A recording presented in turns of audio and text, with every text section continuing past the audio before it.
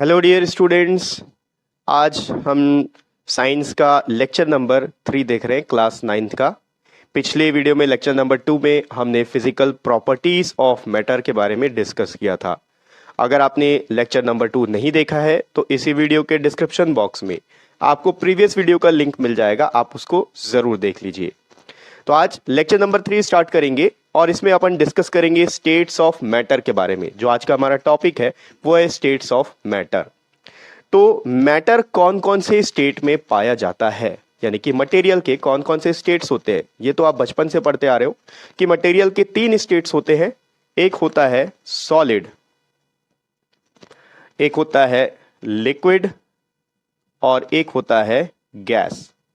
इसका सबसे best example होता है वाटर। अगर आप वाटर को फ्रीजर में जमा के रख दो तो वो जब जम जाएगा 0 डिग्री टेम्परेचर में, वो जम जाता है और वो सॉलिड के फॉर्म में आ जाता है। उसको बोलते हैं हम आइस।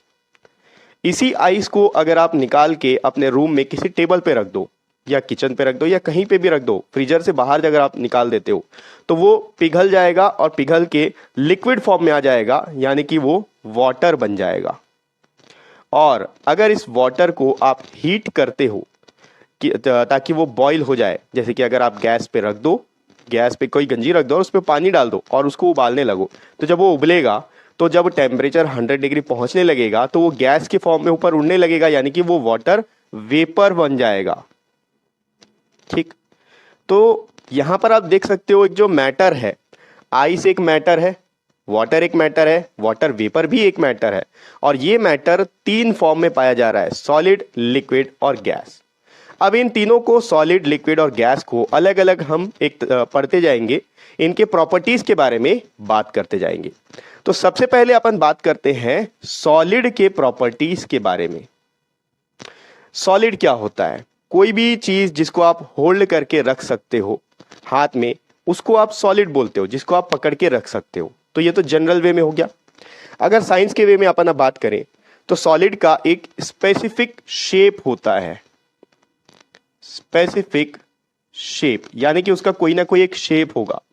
इस व्हाइट बोर्ड का एक शेप है, इस मार्कर का एक शेप है, आप जिस कॉपी को पकड़ के जिसमें लिख रहे हो, नोट डाउन कर रहे हो, वो भी एक, उसका भी एक शेप है। जिस स्मार्टफोन में या कंप्यूटर में आप इस वीडियो को देख रहे हो वो भी एक सॉलिड है, उसका भी एक शेप है। तो सॉलिड का एक स्पेसिफिक शेप होता है, पर्टिकुलर एक शेप होता है। इसके अलावा उसके डिस्टिंक्ट बाउंड्रीज होते हैं, डिस्टिंक्ट बाउंड्रीज।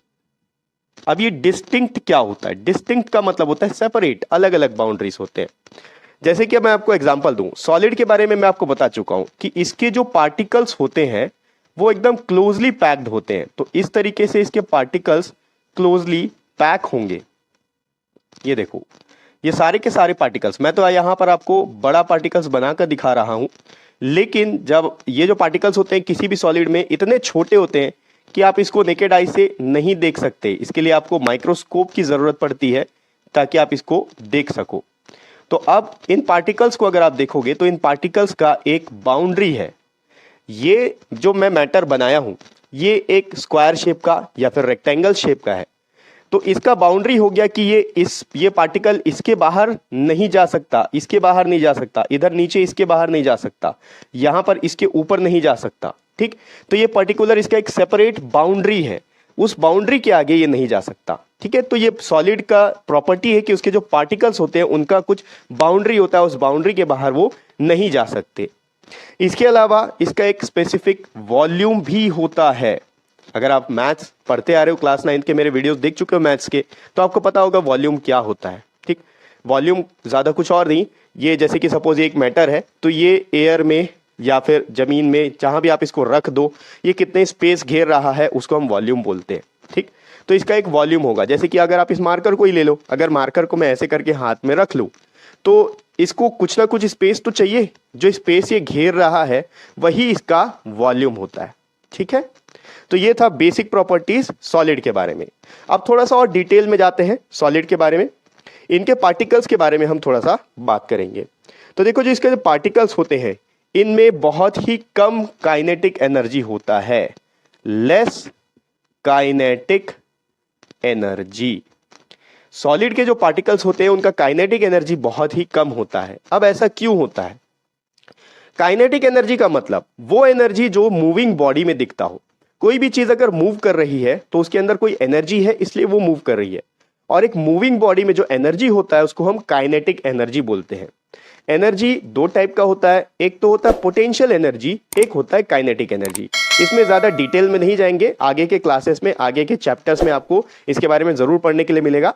फिलहाल आप इतना जान लो कि कोई बॉडी अगर मूव हो रहा है तो वो मूव इसलिए हो रहा है क्योंकि उसके अंदर काइनेटिक एनर्जी है। अभी अगर हम इस सॉलिड की बात करें तो इस सॉलिड के जो पार्टिकल्स हैं वो एकदम टाइटली पैक्ड हैं। देखो ये पार्टिकल्स हिल डुल नहीं सकते, ठीक, बहुत ही मुश्किल से हिल सकते हैं। अगर हिलेंगे भी तो बहुत थोड़ा सा सिर्फ वाइब्रेट होंगे, हिलेंगे नहीं, सिर्फ ऐसे करके वाइब्रेट हो सकते हैं, एक जगह से दूसरे जगह नहीं जा सकते क्योंकि टाइटली पैक्ड है, सब तरफ से पैक है। इसलिए इनका जो काइनेटिक एनर्जी है वो बहुत कम होता है, क्योंकि अगर इनका मोशन नहीं होगा तो काइनेटिक एनर्जी नहीं होगा। इसके अलावा ये एक जनरली क्या होता है, ये एक शेप में, एक ऑर्डर में अरेंज होते हैं। जैसे कि अगर ये कोई स्क्वायर है, ठीक, तो स्क्वायर के जो पार्टिकल्स होंगे, सॉलिड स्क्वायर के कोई पार्टिकल्स होंगे तो इस तरीके से अरेंज होंगे, प्रॉपरली अरेंज। अगर मान लो कोई ट्राइंगल है तो इसके अंदर भी पार्टिकल्स जो है टाइटली पैक होंगे, इस तरीके से अरेंज होंगे। कोई भी चीज जो ट्राइंगुलर शेप का होगा, ठीक है, जो सॉलिड होगा, तो उसके भी जो पार्टिकल्स हैं देखो इस तरीके से अरेंज होंगे। तो इनका भी ये भी प्रॉपर एक ऑर्डर में अरेंज है। अगर मान लो कोई सर्कल है तो इस सर्कल के अंदर भी जो पार्टिकल्स होंगे वो पर्टिकुलर किसी शेप में अरेंज होंगे, ठीक। ये देखो ये एक ऑर्डर में अरेंज है, और यही ऑर्डर क्या करता है, ये जो पार्टिकल्स का ऑर्डर है ये इस सॉलिड को शेप दे रहा है, ठीक। ये इसके पार्टिकल्स हैं, और ये पार्टिकल्स जो है टाइटली पैक्ड है और एक ऑर्डर में अरेंज हुए हैं, जो कि इसको शेप दे रहा है, एक फिक्स्ड शेप इसको प्रोवाइड करता है, ठीक है। तो दोनों पॉइंट्स लिख देता हूं मैं। यहां पर ये अरेंज रहते हैं पार्टिकल्स, जनरली किसी ऑर्डर में अरेंज रहते हैं, अरेंज इन ऑर्डर। पार्टिकल्स के बारे में बात हो रही है, सॉलिड के जो पार्टिकल्स होते हैं वो एक ऑर्डर में अरेंज रहते हैं, और इसी की वजह से इनको एक फिक्स्ड शेप मिलता है, कोई एक पर्टिकुलर शेप होता है इसका, ठीक। अगर मैं इस मार्कर की बात करूं तो देखो इस मार्कर में भी छोटे छोटे पार्टिकल्स होंगे, और वो पार्टिकल्स मिलके ही ऐसे अरेंज हो चुके हैं कि इसको एक सिलेंड्रिकल शेप दे रहे हैं। देखो ये सिलेंडर के शेप का है, इसको एक सिलेंड्रिकल शेप प्रोवाइड कर रहे हैं, ठीक है। इसके आगे और बढ़ते हैं। देखो जो सॉलिड होता है इनके पार्टिकल्स इतने कम आसपास होते हैं और इतने अटैच रहते हैं एक दूसरे के, इनके बीच में जगह नहीं रहता हिलने डुलने का, इसीलिए ये कंप्रेस नहीं होते हैं। अगर मैं इस मार्कर की बात करूं तो इस मार्कर को अगर आप कंप्रेस करना चाहो, ऐसे करके दबाना चाहो, तो आप नहीं दबा सकते, क्योंकि इसके जो पार्टिकल्स हैं वो एकदम टाइटली पैक्ड है। इसलिए इसको आप बोल सकते हो कि कैन नॉट बी कंप्रेस। ये एक सॉलिड जो रहता है उसको आप कंप्रेस नहीं कर सकते, ठीक है। ये सारा का सारा नोट्स मेरे पास लिखा हुआ है, मैं आपको बेसिक पॉइंट्स दे रहा हूं। यहां पर नोट्स आपको चाहिए तो मैं नोट्स आपको प्रोवाइड कर सकता हूं। आप चाहो तो मेरे गूगल ड्राइव से डाउनलोड कर सकते हो मेरे से कांटेक्ट करके, या फिर मैं इसका आपको स्क्रीनशॉट प्रोवाइड कर दूंगा। जो मेरा पूरा नोट्स होगा वो आपको मैं पोस्ट में, जो मेरा कम्युनिटी पोस्ट होगा उस कम्युनिटी पोस्ट में इसका नोट्स मैं आपको प्रोवाइड करता रहूंगा, ठीक है। ओके, इसके बारे में और एक थोड़ा सा बात कर लेते हैं, जो इनके पार्टिकल्स होते हैं। देखो ये जो सॉलिड है ना, इस सॉलिड के प्रॉपर्टीज के बारे में ही बात हो रही है। तो सॉलिड के जो पार्टिकल्स होते हैं इनके बीच में जो फोर्स ऑफ अट्रैक्शन होता है वो मैक्सिमम होता है, ठीक। ये सारे के सारे पार्टिकल्स एक दूसरे को खींच के रखते हैं, एक दूसरे को पकड़ के रखते हैं, ताकि ये लूज ना हो, बाहर ना निकल सके, इसीलिए तो इसको सॉलिड कहा जाता है। ये पार्टिकल इसको पकड़ के रखा हुआ है, ये पार्टिकल इसको, ये पार्टिकल इसको, सब एक दूसरे को फोर्स मतलब पकड़ के रखे हुए हैं कस के, और उस चीज को हम क्या बोलते हैं, अट्रैक्शन बोलते हैं। फोर्स ऑफ अट्रैक्शन एक फोर्स है जिससे कि ये एक दूसरे को अट्रैक्ट करके रखे हुए हैं। तो इनका फोर्स ऑफ